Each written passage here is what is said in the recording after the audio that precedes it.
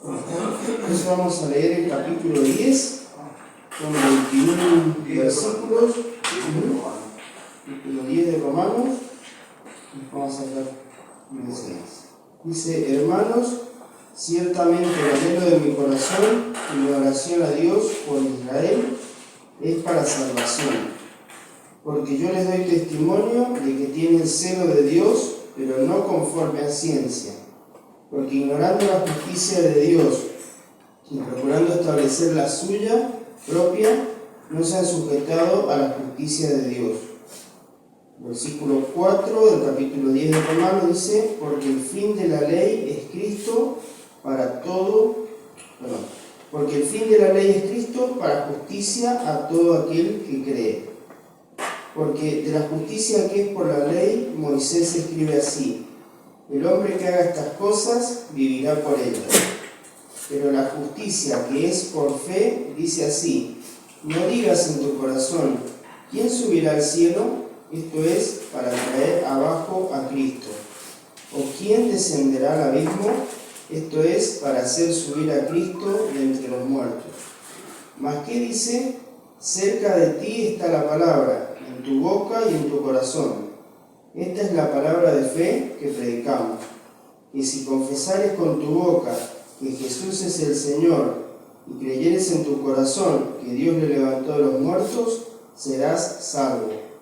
Porque con el corazón se cree para justicia, pero con la boca se confiesa para salvación. Pues la Escritura dice: todo aquel que en él creyere no será avergonzado. Porque no hay diferencia entre judío y griego, pues el mismo que es Señor de todos es rico para con todos los que le invocan. Porque todo aquel que invocar el nombre del Señor será salvo. Versículo 14: ¿cómo pues invocarán a aquel en el cual no han creído? ¿Y cómo creerán en aquel de quien no han oído? ¿Y cómo oirán sin haber quien les predique? ¿Y cómo predicarán si no fueren enviados?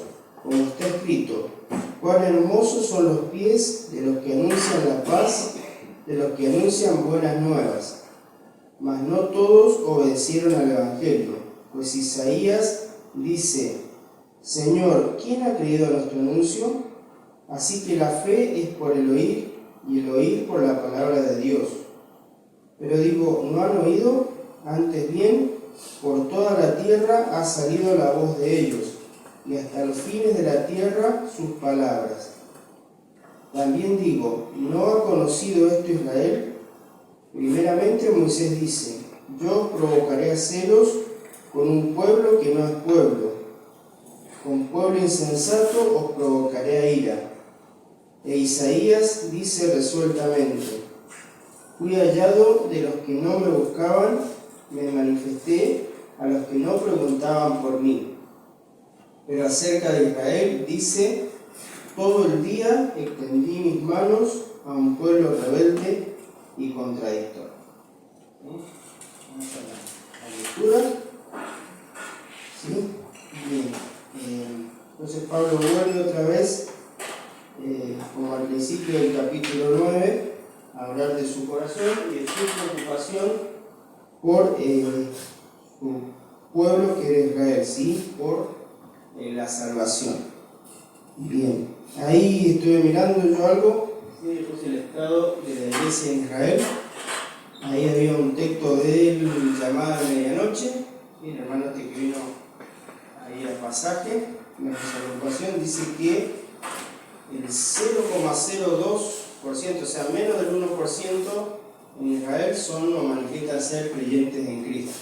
O sea, de 8 millones más o menos que es la población de Israel, 13.000 creo que son los que dicen ser del Señor, ¿sí?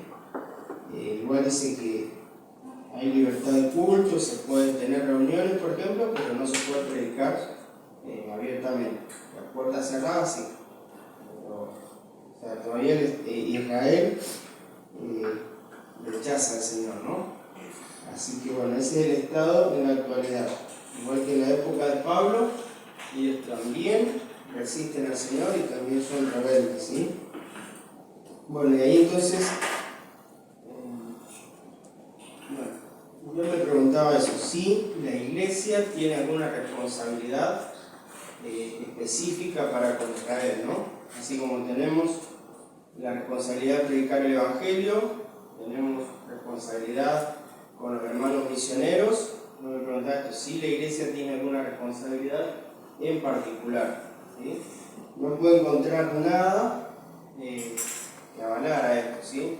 Es decir, bueno, acá por ejemplo, como una iglesia local, tenemos que hacer algo por los judíos específicamente, ¿sí? No hay nada, pero bueno, igual, como todas las demás personas, nosotros tenemos responsabilidad también para esas personas, ¿sí? De otra forma, o sea, si uno, por ejemplo, hay hermanos que se dedican a llevar el Evangelio a los judíos, incluso acá en Argentina, ¿sí? Ahí, por ejemplo, ahí en Caña Seca está Samuel Morales, ¿no? El hermano, tiempo nosotros lo contactamos y dice que él se estaba dedicando a eso específicamente, ¿sí? A buscar a la comunidad judía en Argentina y predicarle el Evangelio, sentía ese llamado especial, ¿sí? Pero bueno, yo no pude encontrar nada, estuve leyendo algunos artículos y demás, pero no decía nada que nosotros tengamos que tener algún ministerio específico, ¿sí? Así a nivel general. Si Dios nos llama como iglesia, tenemos algún sentir que el Señor pone en nuestro corazón por esta iglesia local, bueno, es otra cosa, pero es algo más bien particular, ¿sí? Juan, cuando se hace un intento de ese tipo, como este hombre que quiere predicar a los judíos, hay un rechazo en parte de la comunidad judía. Muchísimas veces. Fuerte. Yo creo que, bueno, más vale que el Señor es poderoso y toca los corazones, pero creo que es más, todavía más duro el judío que una persona gentil. Porque yo he podido ver, sí. Bueno, entonces ahí, después del versículo 3 dice, perdón, porque yo les doy testimonio de que tienen celo de Dios, pero no conforme a ciencia. ¿Sí? Bueno, ¿qué sería entonces el celo de Dios conforme a ciencia, ¿no? Muy bien, hay un ejemplo y hay una definición. Bueno, ciencia, según el vocabulario diccionario, sería el conjunto de conocimientos obtenidos mediante la observación y el razonamiento, sistemáticamente estructurados y de los que se deducen principios y leyes generales con capacidad predictiva y comprobables experimentalmente. ¿Cómo definimos el término ciencia desde su etimología y de forma amplia? Dice que proviene del latín, scientia, que significa conocimiento, derivado de sciere, que significa saber o conocer. Esta parte no la entendí, pero dice este verbo procede a su vez probablemente de la raíz indoeuropea stei, que significa cortar o rascar. No entiendo la relación ahí porque eso es lo que decía, ¿sí? Pero bueno, ciencia entonces es algo que uno puede comprobar, ¿cierto? Yo creo en Dios porque verdaderamente lo he podido comprobar su existencia, ¿sí? La evolución, por ejemplo, dice que es ciencia, ¿sí? Pero no han podido presentar ninguna sola prueba concreta, ¿sí? Entonces ellos dicen, supuestamente ven un esqueleto de un mono ahí y de ahí van elaborando una teoría que sí, dicen, bueno, evolucionó hasta ser un ser humano como el de la actualidad, pero no presentan ninguna evidencia, ninguna prueba. Eso no es ciencia, ¿sí? Entonces, si algún día ellos pudieran demostrar, ¿cierto?, ese primer simio o lo que sea, y toda la cadena, y demostrarlo con argumento y demostrarlo bien sólidamente, sí, entonces sería ciencia, ¿sí? Si nosotros cualquier cosa podemos decir esto es así y presentar las razones, los argumentos y comprobarlo, ¿sí? Eso es ciencia. En ese paso siempre tienen el problema del eslabón perdido. El eslabón perdido. El desventaje no es Claro. Entonces todo lo que uno diga que es ciencia tiene que demostrarlo, ¿sí? Entonces si alguien me dice, te voy a tocar ese cable y te va a dar una patada, ¿sí?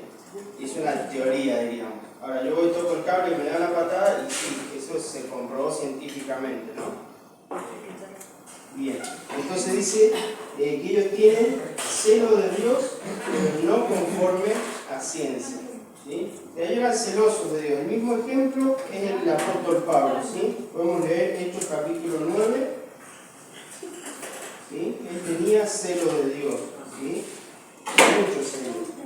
Hechos capítulo 9, bueno, el relato es del versículo 1 al 20. Dice, Saulo, respirando aún amenazas y muerte contra los discípulos del Señor, vino al sumo sacerdote y le pidió cartas para las sinagogas de Damasco, a fin de que se hallase algunos hombres o mujeres de este camino, los trajese presos a Jerusalén. Bueno, ahí sigue todo el relato, pero vemos eso. Y si pasamos a Filipenses, capítulo 3,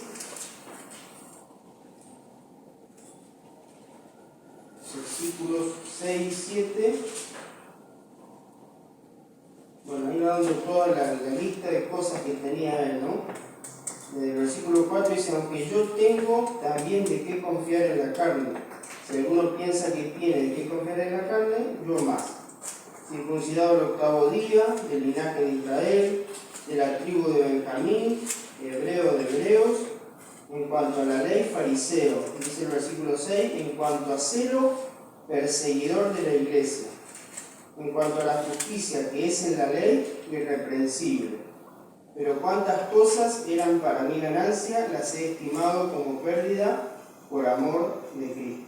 ¿Sí? Dice, en cuanto a celo, perseguidor de la iglesia. ¿Sí? O sea, él, en su ignorancia, entendía que estaba bien en su relación con Dios perseguir a los creyentes, ¿sí? Él ignoraba el pensamiento de Dios, ¿no? Entonces él decía, las personas atacan la ley, atacan lo que Dios ha dicho, hay que perseguirlos, ¿sí? Y hay que matarlos, decía él. Entonces, él creía que estaba sirviendo a Dios, creía que estaba haciendo bien, lo estaba haciendo para Dios, pero no era, como dice el texto acá, conforme a ciencia, conforme a lo que Dios pedía, lo que él quería, ¿sí? Entonces, ahí podemos ver el ejemplo, ¿sí? Los judíos también lo mismo, ¿sí? Rechazan al Señor Jesucristo porque tal vez a ellos le dijeron que era un impostor, ¿sí? No sé cuántas cosas, ¿sí? Siguen siendo celosos algunos de Dios. El otro día Julio me contaba también, y yo me sorprendía, pero dice, cuando él estaba allá en Estados Unidos, dice, bueno, fuimos a una sinagoga, no sé qué tenían que limpiar o arreglar, y dice que uno de los rabinos ahí de la sinagoga los trató mal, contaba, o sea, decía palabrotas, decía chistes, y dice, ¿no? Judío, y sí, ¿no? La ley, como decíamos, no tenía poder para cambiarlo, pero uno se sorprende y dice, bueno, pero bueno, dentro de eso es como todo, ¿no? Hay un grupo que es ortodoxo, diríamos, es celoso de las tradiciones, de la ley, de las costumbres, ¿sí? Y ellos creen que lo están haciendo bien. Lo mismo diríamos, acá nosotros vemos una persona que se va a la iglesia católica, no sé, se arrodilla ante la estatua de la Virgen, hace cosas, ¿no? Esos que van a veces caminando de rodillas o que hacen peregrinaciones y bueno, cuántas cosas, y ellos creen que están haciendo bien las cosas. Le falta la otra parte de preguntarse, bueno, ¿esto será lo que Dios quiere o será algo que a mí me parece o será algo que me han impuesto a mí? ¿Sí? O sea, que el cura dijo que estaba bien y yo lo hago, ¿sí? Sin pararse nunca a preguntar si es lo que Dios quiere o no. Dice entonces, versículo 3, porque ignorando la justicia de Dios y procurando establecer la suya propia, no se han sujetado a la justicia de Dios. Porque, bueno, ahí todo habla de la justicia, ¿no? Yo preguntaba que la justicia es fundamental, ¿sí? Yo me voy a acercar a Dios, cualquiera diría, bueno, me tengo que acercar en un ámbito de justicia, ¿no? O sea, yo no puedo decir, o sea, en mi mente natural decir, bueno, me voy a acercar a Dios haciendo trampa, me voy a acercar a Dios injustamente, me voy a acercar a Dios sin dejar las cosas que están mal, ¿no? Ese es el pensamiento natural de la persona. Para acercarnos a Dios debemos estar limpios, debemos estar bien. Entonces, el pensamiento natural de la persona es que yo tengo que limpiarme, yo tengo que hacer las cosas bien y después presentarme en la presencia de Dios. ¿Sí? Entonces hablamos de la justicia mía o la justicia de Dios. ¿Sí? Lógico pensar, ¿cierto?, que Dios sería el que tiene que poner los términos y las condiciones. ¿Sí? Él es Dios, Él es el que sabe y Él es el que está por sobre todas las cosas. ¿Cierto? Nuestra visión siempre es limitada. ¿Sí? Si hablábamos por ahí, siempre se habla de subjetividad o de objetividad, ¿no? Mi visión siempre está afectada por algo. ¿Sí? Yo puedo decir, bueno, esto está bien, pero lo hago de acuerdo a mis expectativas, o lo que yo conozco, lo que yo sé, ¿no? Yo puedo tener toda la buena intención, pero desconocer las cosas. ¿Sí? Una vez nos hicieron hacer un trabajo en la escuela, que era ir a un lugar, ¿sí?, y describirlo sin poner nada de nosotros, nada subjetivo era la idea, ¿no? Cualquier lugar que fuéramos, teníamos que ir, mirar y describirlo sin poner ninguna opinión nuestra, ¿no? Entonces yo fui a Alvear a la municipalidad, ¿sí? Entraba a la municipalidad, hacia la derecha había una escalera que iba al segundo piso, entonces yo entré, subí, di la vuelta y bajé, ¿sí? Y había un balde y un trapeador ahí, ¿no?, en la base de la escalera. Yo cuando hice la nota, dije, bueno, alguien dejó olvidado el balde y el trapeador ahí. Entonces estaba mal, me lo corrigieron. Dice, vos pusiste, alguien lo olvidó. Esa es tu percepción, digamos, lo que vos pensás. Yo pienso que alguien se lo olvidó. No sé si se lo olvidaron o no. Estaba limpiando y lo dejó un segundo porque fue para hacer una cosa, claro. Pero entonces ahí yo ya le erré con eso, yo ya metí algo que era opinión mía, ¿sí? Y podíamos discutir. No, yo pienso que se lo olvidó. Y otro dice, no, yo creo que lo dejó ahí y se fue a hacer otra cosa. ¿Cuántas opiniones? Cada uno de los que estamos acá puede decir algo distinto de eso, ¿no? Está el yo creo al principio. Claro. Entonces, bueno, nosotros siempre entonces tenemos que ver eso. No es nuestro punto de vista, es lógico que entonces tiene que ser lo que Dios dice. Nosotros lo entendemos en cuanto al Evangelio, ¿sí? Eso nosotros lo entendemos bien. Decimos, bueno, ya hemos venido al Señor, ya hemos aceptado lo que Él dice, pero a veces en nuestra vida diaria cambia un poco eso, ¿no? Vamos a volver a eso de la palabra justicia, pero había algo por acá, ¿no? Ahí cuando dice procurando establecer la suya propia, ¿sí?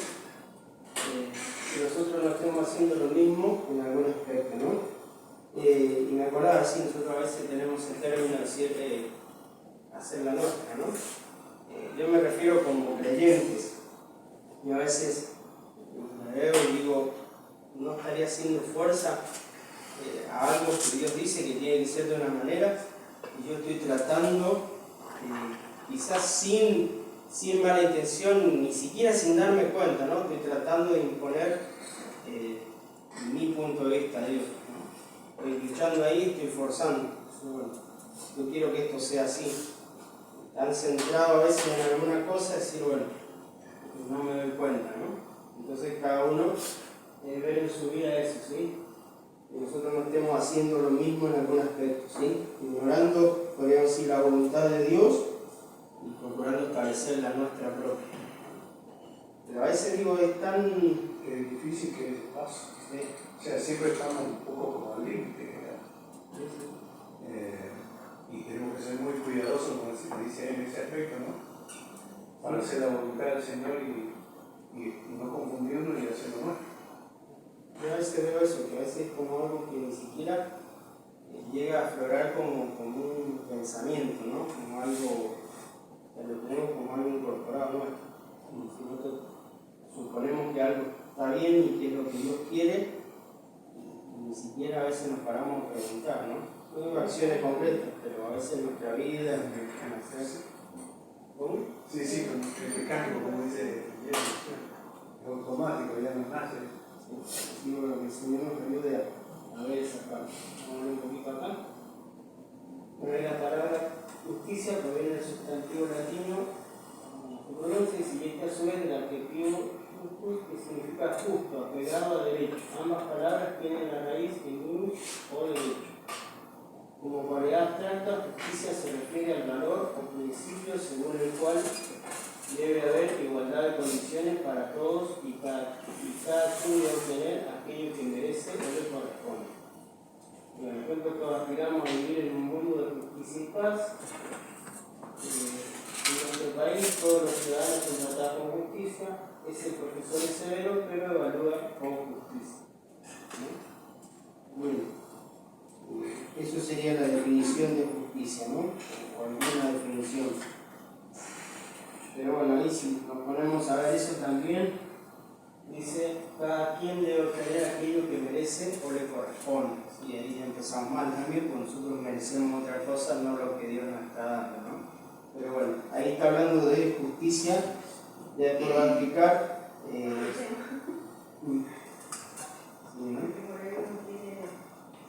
mí me pasa que cuando veo justicia alrededor de lo que sea, es algo que tú puedes. Entonces es como que intentar uno, no el Señor, pero no podés. Ayer justo le preguntaba a Kevin, por ejemplo, le digo, ¿qué haces? A ver, si vos con tus compañeros de trabajo, tu horario de entrada, por decirte, es a las 8 y tu horario de salida es a las 15 horas. Y el grupito de compañeros, a vos te piden siempre más, y vos tratás de dar lo mejor y siempre están buscando a ver en qué te puedes equivocar. Y todos tus otros compañeros se van todos los días, en vez de a las 3 de la tarde, se van a las menos cuarto, a las menos 20, a las menos 10, y nadie les dice nada. ¿Y qué hacer? O sea, el hijo de Dios nos corresponde siempre como soportar, porque las cosas en algún punto se ven igual. O no es, sería correcto, por ejemplo, decirle a tu superior, me parece que están siendo injustos, o no notan tal cosa, o esto, o están siendo... Sí, yo estoy en ese proceso también, ¿no? De asignar toda esa parte. Pero... Al tener nada se me escapa. Y a veces vos decís, a veces parece, y es así, ¿no? A mí me pasa en el trabajo como que el diablo tiene un bastión ahí y viene a pinchar con eso, ¿no? Porque a mí me ha pasado, pues yo siempre tratando de hacer las cosas bien, ahí el texto dice, ¿no? Haciendo todo para el Señor, no para el hombre, y dar todo lo más que podés, y a veces sí, bueno. Tenemos una regla mayor que los demás, porque el que tenía es área superior, entonces eso es lo que el mundo no entiende. Pero bueno, a veces sí, bueno, me ha pasado, decir, bueno, a veces afloja un poquito, pero un poquito, y sí, un momento que afloja un poquito, que caiga alguno a reclamarme, es increíble, es increíble. Si bueno, un día que anduve un poquito más flojo, haciéndote un chiste o qué sé yo, te mandan a decir, ¿viste? Que has hecho menos. Y si bueno, escucha, sí. Como que vos no tenés permitido. Pasa que estamos en la mía. Que el cristiano va a estar así con la mía esperando a ver si. Sí, el diablo apunta, ¿no? Porque el diablo tiene sus armas, son las personas, ¿no? Y las puede. Entonces, bueno, una de las cosas es entender eso, ¿no? Que somos de otro mundo y de otro lugar y que bueno, nos va a tocar eso, ¿no? Y esa es una de las cosas que ayuda a pasarlo, ¿no? Decir, bueno, y que eso tomarlo como un ataque del enemigo también a mí me ayuda a decir, bueno, si me está atacando, bueno, hay que defenderse. Ahora, si yo lo tomo como una injusticia a las personas, lo tomo como... Mejor dejar las manos de Dios. Yo me empiezo a enrocar, si bueno, pero está acá al lado, se la pasa con el teléfono, se levantó 5 veces y yo tenía ganas de ir al baño y ni siquiera puedo ir al baño. Y lo tomás como algo de persona a persona, es que a veces te sentís mal, digamos. Ahora si vos así, Es parte de las personas, esto es de no hay que darle la oportunidad, ¿no? Hay unas estrofas en el cancionero popular folclórico que dice don José Larralde de música secular, ¿no? Dice, en una parte dice, del trampolín de mi espalda muchos saltaron, lo sé, mas nunca podré saber la altura que habré prestado. En cambio me han reprochado el no quedarme de aquí. Y esto lo asocio con lo que dicen ustedes, porque es muy cierto. Les pasa a diario y cómo evitar no ponerte mal. Porque uno no es ciego y todo, te das cuenta y lo vivís. Pero bueno, es la parte que me toca. Sí, hay veces que uno lo supera eso, y hay veces que bueno, también uno tiene que pensar esta otra parte. O sea, ellos tienen eso y es lo que van a tener nada más. Si el Señor no no van a lo cambiar ilumina, porque intenta hacer justicia. pero digo, si el Señor no lo ilumina, todo lo que van a tener acá y en la eternidad es eso nomás. En cambio nosotros estamos de paso. Así, bueno, el día que nosotros estemos en la eternidad vamos a ver, quizá vamos a ver como un instante, una cosa tan chiquitita, ¿no? Así, bueno, nosotros tenemos que pensar siempre en nuestro premio allá, ¿no? De lo que viene. Eso uno lo... En la cruz, de la justicia humana, aclamando que liberen a una persona que había cometido tantas cosas y al Señor que lo crucificaron, o sea, más ejemplo que eso. Me acordé la canción esa de Roxana, que también empieza a quejarse así. Hay dos quejas que hacen, ¿no? Una dice, bueno, viajaba en triste soledad y nadie me buscó, bueno, entonces como que el Señor le dice, bueno, camino del Calvario mi pie también sufrió, y la cruz que yo cargaba mi cuerpo doblegó. Y la otra parte no me acuerdo bien cómo es, pero también le da a entender eso, ¿sí? A veces dije que por él penoso es trabajar, y mucho yo sacrifiqué, él dice su senda por andar. Bueno, el Señor le vuelve a responder. Camino del Calvario, mi pie también sufrió. ¿Sí? Le da dos argumentos al Señor, así bueno, yo también. Eso también nos debe sostener, ¿no? Tenemos esas cosas para apoyarnos. Por más que a veces perdemos la visión esa, ¿no? Hay momentos, sí, bueno, importante que esos momentos pasen y no dejen a veces la consecuencia, ¿no? Eso también es importante. Muy bien. Otra cosita acá. Hablamos ahí del celo de Dios conforme a ciencia, ¿no? Y esto me pareció importante, el conocimiento le pusimos, ¿no? Y eso es importante, decir, bueno, nosotros no podemos amar a Dios si no lo conocemos, no podemos servirlo si no lo conocemos, ¿sí? Cuanto más lo conozcamos, más lo vamos a amar y más lo vamos a seguir. Pero bueno, eso es importante, el conocimiento. Y ahí, bueno, el resumen que yo veía hablaba de estas tres cosas, ¿no? El desconocimiento, hay personas que, como decíamos acá, como Pablo en ese caso, ¿no? Desconocen la voluntad de Dios. Entonces no siguen al Señor porque no lo conocen. ¿Sí? Ese es un problema. ¿Sí? Todas las personas, antes de que se les explique el Evangelio, vamos a decir, les falta conocimiento. Ese es un gran problema. ¿Sí? Pero después que ya se conoce, hay dos problemas. El problema moral, ¿sí? Es decir, bueno, querer seguir haciendo la suya, ¿no? Decir, bueno, sé que está mal, pero quiero seguir haciendo lo mío, ¿sí? Sé que no es la voluntad de Dios, o sea, sé que Dios me pide que me arrepienta, que me humille, pero no quiero seguir, ¿no? Y el problema del orgullo, no sé si separarlo o dejarlo junto, ¿no? Pero esas tres cosas hacen que la persona no se acerque al Señor, ¿no? El desconocimiento, el problema moral y el problema del orgullo, ¿sí? El otro día hablábamos en nuestro ministerio justamente algo parecido, de que a un converso cuando vas a dar ese paso hacia el Señor, ¿no? Por decisión propia, estás en problema, entre comillas. Porque a partir de ahí toda tu vida va a cambiar. A partir de ahí viene un cambio inmenso en tu vida. ¿Sí? Vos cuando recibiste al Señor, eras consciente de tu familia, todo eso no, en ese momento no. Consiste. Y decir, bueno, me van a señalar, me van a decir. Claro, claro. Uno, no sé si uno piensa tanto en la familia, piensa en las amistades. Luego exigirán así mis amigos, cuando vos sos de esta parte del mundo, exigirán así mis amigos, me van a callar, qué sé yo, no sé, uno se te vienen esos pensamientos, que seguro que lo susurra el enemigo, ¿no? Pero por eso cuando ya de alguna forma algo pasó por tu cabeza de decir, dale ese paso, ya no lo Bueno, eso está para estudiarlo, ¿no? Cada cosa de esas, para estudiarlo en profundidad. No sé, lo vimos, ahí decía, la otra parte, ¿no?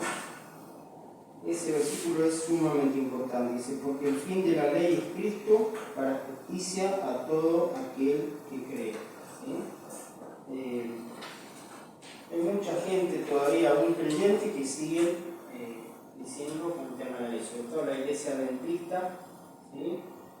Ellos siguen diciendo, bueno, somos salvos por la fe en Cristo, pero tenemos que guardar la ley, ¿sí? No tenemos que comer estas cosas, no tenemos que hacer esto, guardar el sábado, ¿sí? Cuando alguien plantea algo así, acá está clarito, ¿sí? El fin de la ley es Cristo para justicia a todo aquel que cree. Les leo ahí, dice, el fin de la ley es Cristo, para los que creen. Jesús es el fin de la ley. La ley llega a su fin para el creyente en el sentido que nuestra obediencia a la ley ya no es el fundamento de nuestra relación con Dios. La ley no ha llegado a un fin en el sentido de que ya no refleja el estándar de Dios para nosotros, porque ya no nos muestra nuestra necesidad de un Salvador. ¿Entiendes? Sí, acabas de decir que algunas iglesias tienen eso, esto de recordar la ley. Y con respecto al día sábado, algunos lo hacen así. O sea que eso estaría inapropiado. Porque en Cristo ya eso quedaría. Claro, porque no hay ninguna mención que te hable del sábado en el Nuevo Testamento y del diezmo tampoco. Si ustedes leen el Nuevo Testamento, no hay una porción que te hable del diezmo, y el sábado tampoco. Y tampoco te dice que no tenés que comer sangre. Pero el día de resguardo para el domingo. Y el primer día de la resurrección dijo el Señor Jesucristo, Hechos 27. Dice, el primer día de la semana, a ver, está Hechos 27. Ya lo veo bien, Hechos 27. Ahí te lo dice, es la mención que te habla del día domingo. Hechos 27. Parece que al final dice, ya no nos muestra nuestra necesidad de un Salvador, o sea, como que sería por mérito propio el esforzarse por guardar la ley. Entonces se desvía la mirada del Salvador y... Vos que tenés mejor vista, hay un versículo que te aclara mejor que ese. Juan 1.18, a ver quién lo puede leer, Juan 1.18, que habla lo mismo, pero te lo habla más preciso. Fíjate, léelo fuerte. Hechos no dice, o sea, dice el primer día de la semana. Sí. Nos reunimos para partir el pan. Ahí está. Y Pablo estuvo hablando de los creyentes y después sí. Bueno, pero es una de las referencias que la costumbre que ellos tuvieron es el primer día de la semana. ¿Que sería cuál? El domingo. El domingo. Porque el séptimo día te habla de la vieja creación. Cristo abolió la vieja creación, abolió el sábado, los rituales de la ley. ¿Qué se guardaba? Era el viernes se preparaba y el sábado no podías trabajar ni podías moverte. No podías caminar, por ejemplo, no me acuerdo bien, vamos a ver, más de 5 kilómetros no podías caminar. Si caminabas 5 kilómetros más, ya estabas pecando. Con la nueva vida de Cristo eso quedó abolido. Quedó abolido. Entonces, ¿qué dijo? El fin de la ley es Cristo, la ley fue para los judíos y empieza una nueva dispensación, la dispensación de la gracia, que está casi totalmente divorciada de lo demás. Entonces, ¿qué dijo? El primer día de la semana. Entonces, el día sábado, y lo siguen guardando los judíos.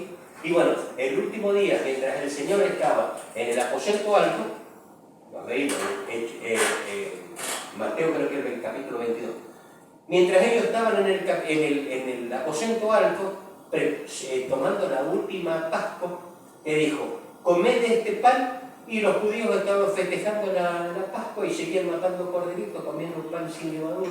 Siguieron con los rituales hasta hoy.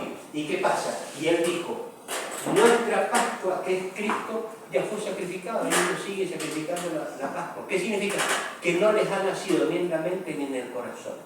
A nosotros nos nació, por eso tenemos Hechos 27, que dice el primer día de la semana, hermano, ¿de qué? Bueno, que el viernes no se puede trabajar, que no se puede juntar leña, que tenés que hacer la comida, que no te podés mover, que no te podés...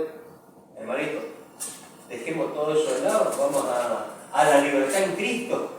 Y bueno, De paso, Hebreos 8 dice que leete Juan 1.18, 1.17 y 18. el reposo en el que entramos fue por medio de Cristo. ¿Cómo? Que el reposo en el que entramos en el reposo de Dios por medio de Cristo. Ese día de reposo está en Cristo. Y por otro lado, hablando así de la historia de la iglesia, los únicos que obligaban a cumplir el sábado y la ley eran los josetas o los judaizantes, que eran personas apartadas de la iglesia, y últimamente con la aparición de Ellen White de los adventistas. O sea, ¿Lo entendiste el versículo? ¿cómo puede ser que toda la iglesia estuvo equivocada al principio hasta que llegaron estos personajes y trajeron algo nuevo? Claro. Puede ser. El que decís vos, Nino, no el 18, el 17. ¿Cómo? Sí, a ver. El 17. ¿Qué dice? Pues la ley por medio de Moisés fue dada, pero la gracia y la verdad vinieron por medio de Jesucristo. La ley está. Y la gracia y la verdad es Cristo. Y nosotros vivimos ¿qué? En la gracia y en la verdad. No vivimos en la ley. Se terminó. ¿Qué te dice? Primera Timoteo, los primeros versículos, dice, sabiendo que la ley fue dada para el impío, para el pecador, no fue dada para el justo. Y vos sos declarado justo, no es para vos. ¿Por qué? Que no va a continuar con No es para vos, Entonces, no es para nosotros. ahí lo que está diciendo es esto, ¿no? La ley no está vigente en cuanto al tema de salvación. Ahora, si uno quiere saber lo que piensa Dios de algún aspecto, el estándar de Dios es ese, la ley, ¿no? Como si vos querés saber qué piensa Dios, no sé, del asesinato. ¿Qué dice la ley?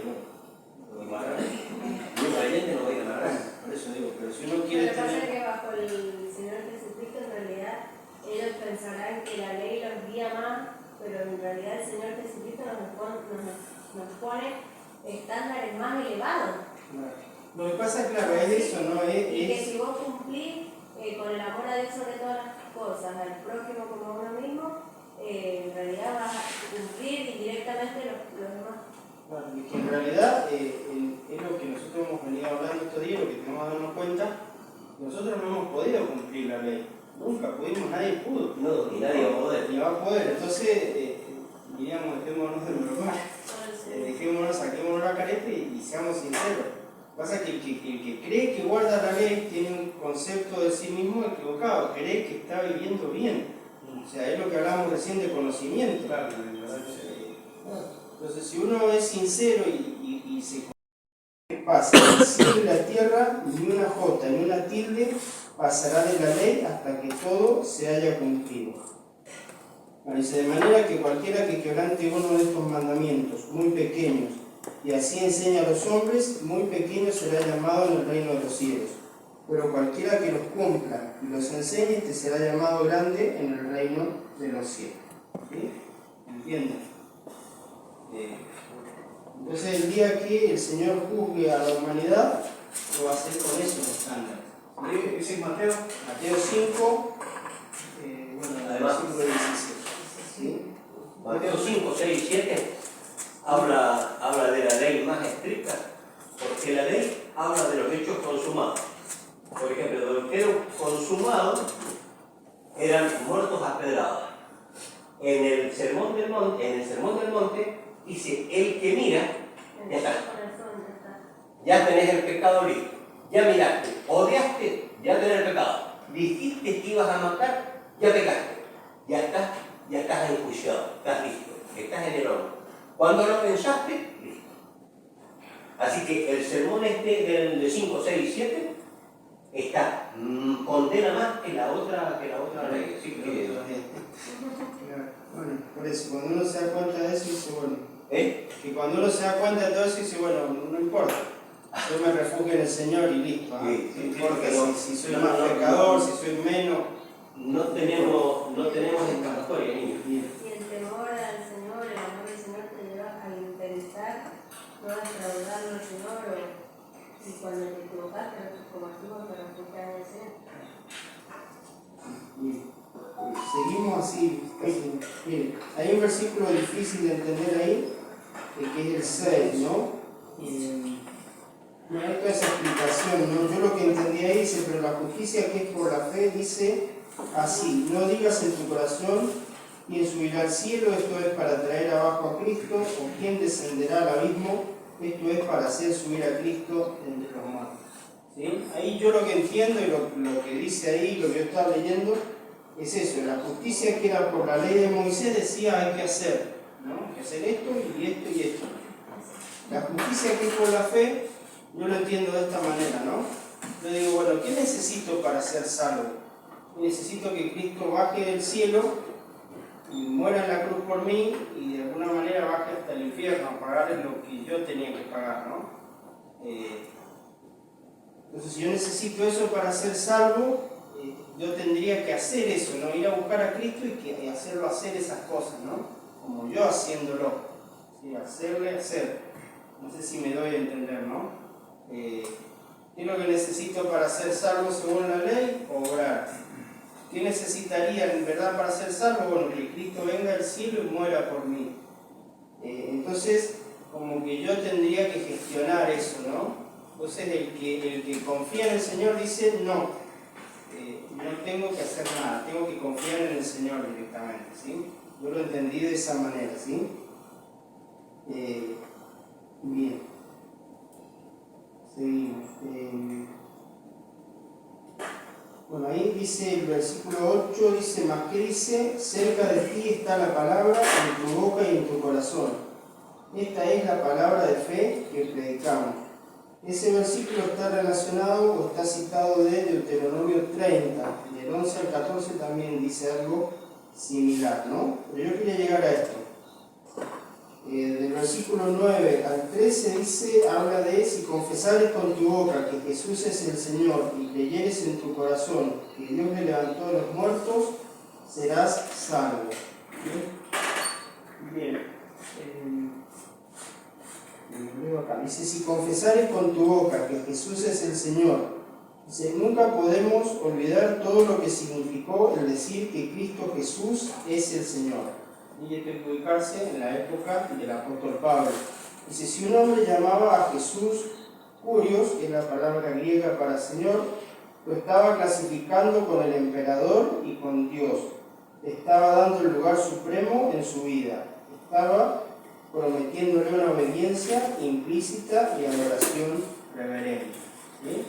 Eso es lo que significaba en esa época que una persona confesar al Señor Jesucristo como Salvador, ¿sí? Entonces uno puede ver que había fe realmente en el corazón para decir una cosa semejante en una sociedad tan pagana y tan contraria, ¿sí? Decir, por ejemplo, que ese judío que había muerto en la cruz era Dios y era Señor y era superior al emperador, ¿sí? Y adorarlo implicaba un montón de cosas negativas, ¿sí? El riesgo de que le cortaran la cabeza. Bueno, y ahí dice, voy citando a Robertson acerca de Jesús, de Jesús es el Señor. Dice, ningún judío haría esto si en realidad no confiara en Cristo, ya que Curios en la 70, o sea, la traducción al griego del Antiguo Testamento, es usado para Dios. Lo leo, ningún judío haría esto si en realidad no confiara en Cristo, ya que Curios en la 70 es usado para Dios. Ningún gentil lo haría si no hubiera cesado de adorar al emperador como el Curios. La palabra Curios fue y es el fundamento de la fe. Ahí nos damos una idea del valor que tenía esto para una persona confesar con su boca que Jesús es el Señor. Realmente si lo confesara porque lo creía en su corazón, ¿sí? Nadie lo diría por quedar bien nada más, ¿sí? Eso era, podría ser hasta una sentencia de muerte, ¿sí? Entonces la persona que confesaba a Cristo como su Salvador realmente le había entregado su vida a él, ¿sí?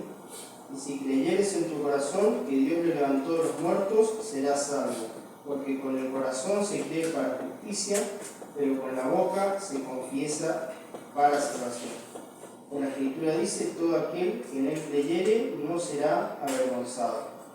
Ahí en ese texto dice que en general se está refiriendo a la Escritura y no a un pasaje en específico, ¿sí? La Escritura da a entender que todo el que en él creyere no será avergonzado. La otra forma de ver también el contexto. Porque no hay diferencia entre judío y griego, pues el mismo que es Señor de todos es rico para con todos los que le invocan. Porque todo aquel que invocar el nombre del Señor será salvo. Bien, lo vamos a dejar ahí, lo otro ya creo que está bien. Versículo 14, 15, es de alguna manera es un llamado al testimonio, a la palabra, ¿sí? A llevar la palabra. Dice, y después cita aquellos pasajes donde dice lo que hizo Israel, ¿sí? Porque ahí el versículo 17, si ustedes se fijan, dice así que la fe es por el oír y el oír por la palabra de Dios. Me había quedado algo ahí que a mí me llamó la atención. Dice, bueno, Israel escuchó la palabra de Dios, ¿sí? Claro que Israel escuchó la palabra de Dios, pero no lo obedeció, ¿sí? Así que no es solamente oír, ¿sí? También está esta otra parte que acabo de explicar ahí, ¿sí? Y hablaba también de esto, de que oír es propio de la gente del siglo I. Un detalle nada más, y la palabra mayormente se transmitía oralmente, ¿sí? La mayoría de la gente no sabía leer, ¿sí? Entonces, en su mayoría el mensaje tenía que ser transmitido en palabras solamente, ¿sí? Así que también eso, si uno se fija, y a veces pienso, ¿no? Los apóstoles llevando la palabra, ¿sí? Todo ese contexto, ¿no? Cómo verdaderamente el Señor les dio poder. Y si llegaba Pablo a Éfeso, por ejemplo, ni siquiera conocían la cultura judía, ¿sí? ¿Cómo hacía Pablo para explicarles la palabra? ¿No? ¿Cómo hacía para...? Uno acá mayormente habla con cualquier persona y creo que todos conocen la Biblia, conocen textos de la Biblia, conocen a Jesús, ¿sí? O sea, nominalmente lo conocen, pero llegaban a lugares donde nada, ¿sí?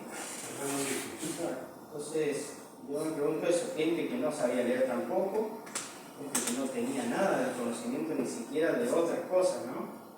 Vivía ahí en su ámbito, nada más, quizás eran, no sé, agricultores, habían vivido ahí en esa parcela mayormente, y bueno, pero eso también es lo que dice la palabra, que era acompañada con señales, ¿no? Y milagros, ¿sí? Porque era necesario para que la gente entendiera, ¿sí? Nuestra época es distinta, nos ayuda a ver esa parte, ¿no? Pero yo no dejo preguntarme eso, ¿sí? ¿Cómo haría yo si está de repente en un ambiente así? O llegar a una isla de Polinesia allá donde jamás han escuchado hablar de nada y vos tenés que predicar el Evangelio, ¿sí? Tenés que llegar a darle el conocimiento de Cristo como Salvador, ¿sí? Así que era pura fe y convicción, o sea, no llevaban un escrito en la mano, nada, era solo lo que ellos predicaban. En esta época sí. Así que bueno, nosotros tomamos una dimensión de lo que es eso, ¿no? Bueno, después dice, bueno, ahí sí está el Salmo 19, dice, pero digo, no han oído, antes bien por toda la tierra ha salido su voz, la voz de ellos, y hasta los fines de la tierra sus palabras, ¿sí? Ahí si uno ve el Salmo 19, más que nada está hablando del testimonio que da la creación, ¿no? Pero principalmente es eso, ¿no? Lo que ya hablábamos antes acerca de este hecho de que uno puede fijarse en la naturaleza y puede conocerlo, ¿sí? Dice también, digo, ¿no han conocido esto Israel? Primeramente Moisés dice, yo os provocaré a celos por un pueblo que no es pueblo, con pueblo insensato os provocaré ahí. Eso somos nosotros, ¿eh? Un pueblo que no es pueblo, ¿sí? La iglesia de Dios, formada por los gentiles, está hecha de partes de todas las naciones, ¿no? Somos el pueblo de Dios, cantamos nosotros, pero no es que nos podamos identificar como este pueblo. Hay parte de un pueblo que no es pueblo, no era ni egipcio, ni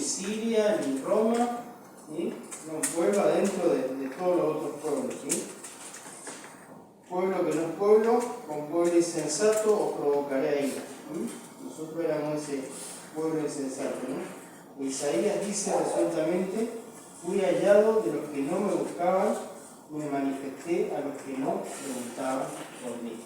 El testimonio que Dios da de nosotros, ¿no? ¿Capítulo cuánto?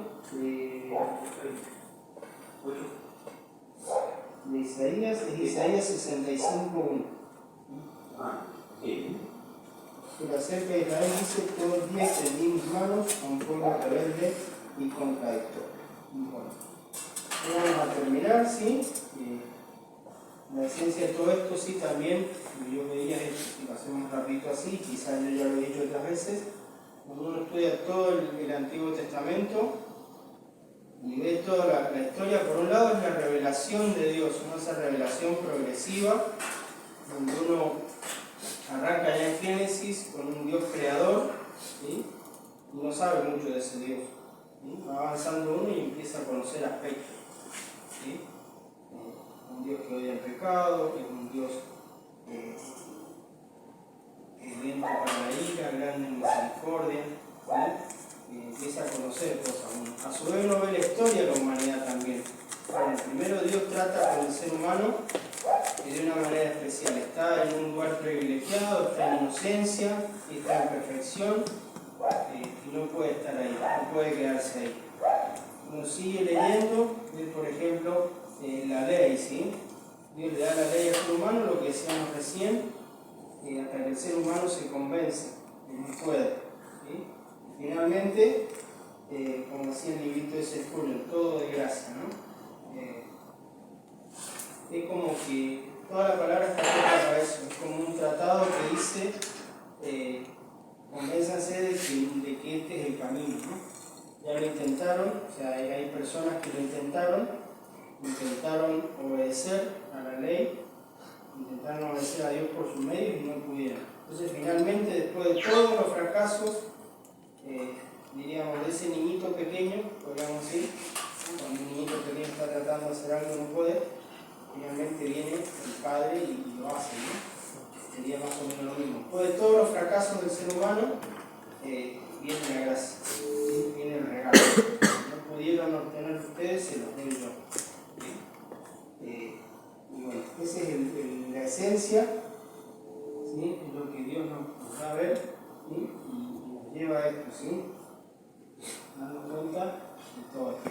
Por un lado está nuestra propia incapacidad. Tenemos que darnos cuenta de eso, ¿sí? Como creyentes también. Y a veces quizás suene demasiado repetitivo, demasiada insistencia, pero hay que tener eso en cuenta. No vamos a estar toda la vida sobre lo mismo, ¿sí? Y por otro lado está esto de la gracia de Dios, ¿sí? Ustedes no pueden, bueno, acá tienen la solución. Si lo tienen gratis, lo tienen de regalo, ¿sí? Para aprovecharlo, ¿sí?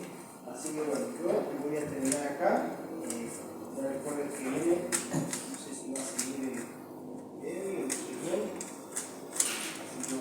después retomaremos más adelante. Pero espero haber sido de